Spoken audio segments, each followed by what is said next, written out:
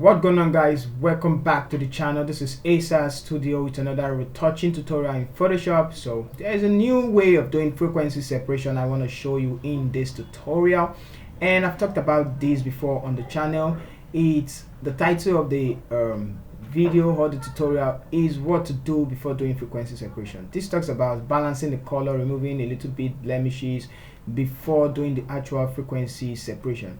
But this modern frequency separation entails what to do before frequency separation, and while doing the frequency separation, how to blend your image into the real image, original image. I'm going to show you what I'm talking about right now. So let's get started. The first thing, let's try to remove the blemishes and correct the colors in the image. Alright, so now I'm going to grab the black and white adjustment layer so I can see the spots. Now take back the blacks to where you can see a lot of the spots, and just make it easy. I'm going to make this one, let's make it reset. Okay. So we can see the spots a little bit. Now we're going to select this one. Let's duplicate the whole layer. Okay, so now I'm going to grab the spot healing tool, and then I'm going to heal those places, so something like this, and I'll keep healing and doing that. So if you see this type of spot, this round one, means you need to use the patch tool. So let's carry the patch tool and draw it like this and drag it to a similar side, and you have it. So drag to a similar side.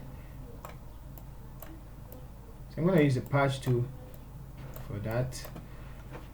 One great thing about the patch tool is you can select a large area and drag it out like that, and you can just do something like this and drag it out like that. So it's amazing like this. Now I can just select this whole place and drag it backwards a bit, and it's gone. So that's for the patch tool. I'm gonna just quickly pause the video and come back to it so you can see what I'm doing. I'm still on it, and maybe on the side you can just drag it out, same thing. Alright, so I'm going to move on to the next step in a minute. Alright, so I guess we're done here.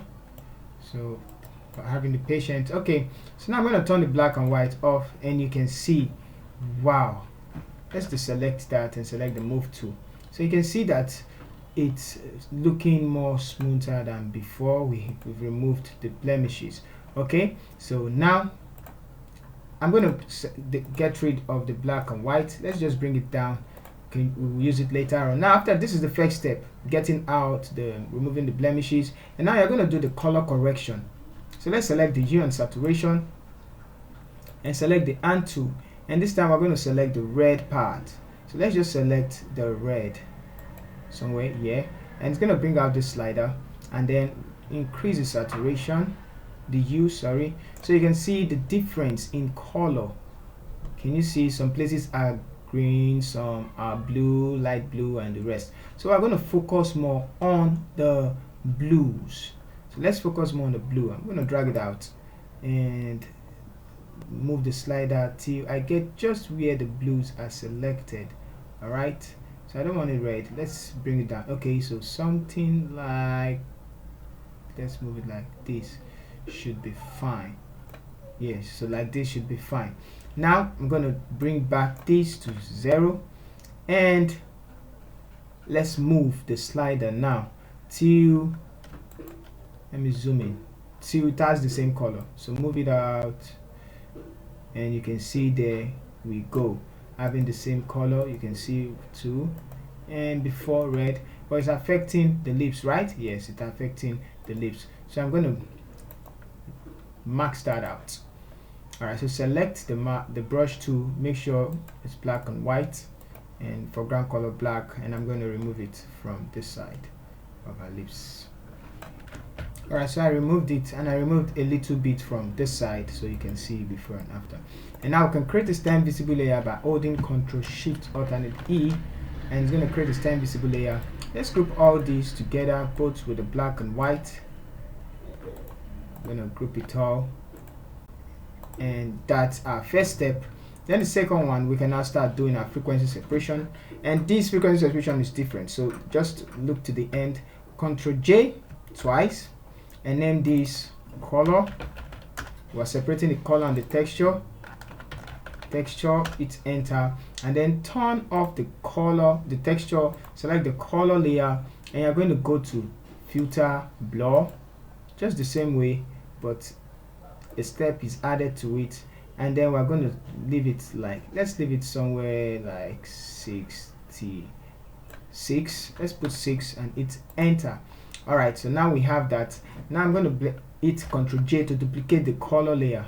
So see what it's doing? Nothing is actually not affecting it, but there's a reason why we're duplicating it. Okay, so now turn on the texture layer, select the texture, go to image, apply image, and we're going to select the first color, which is this one, color copy, and then multiply, change it to subtract, and from there scale to, if your image is 8-bit, you can see here, right here where my mouse is 8-bit, click OK, and now change the blending mode to linear light. Okay, so but now let's turn it off.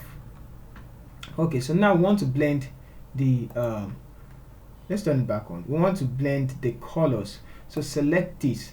Now we're going to grab the mixer tool brush for that, and we know alright that the mixer tool brush, with all the settings, we're going to start painting. But instead of doing that, we grab the spot healing tool, in other words the blemish remover tool, which is in the latest Photoshop, or you can use that. So now I'm just going to do this, zoom in, and then just like this, you can see what it's doing to the image. It's blending that together. I'm going to do that again, so you just need to be careful with it. Now don't click on sample all layer, you need to just, you know, like that, and it's just going to blend the image together, the colors together. So after doing that, let me do some certain places.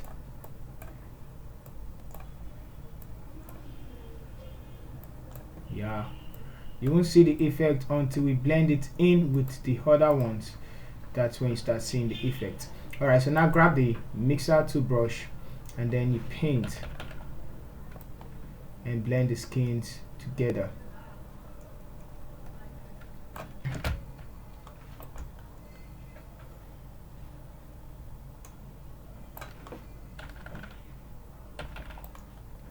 I'm still blending. I did that wrongly. Sorry, Ctrl Z. Still blending. Okay. I kind of increased my brush, wet brush, to 99 with the bracket key, so I made a mistake. That's why I was seeing those faults. Okay, so just keep, you know, blend. Okay, so I'm done with the blending, and now you can go ahead, select the texture, and use the clone stamp tool and start picking and fixing texture. So I'm just going to hit down Alt and select this place as a sample, and then you just blend, sample and blend like that. And you know how to do the normal frequency separation. Select and no blend in. So sometimes I recommend making the brush very small and, you know, fixing. Okay, and hold down Alt and fix.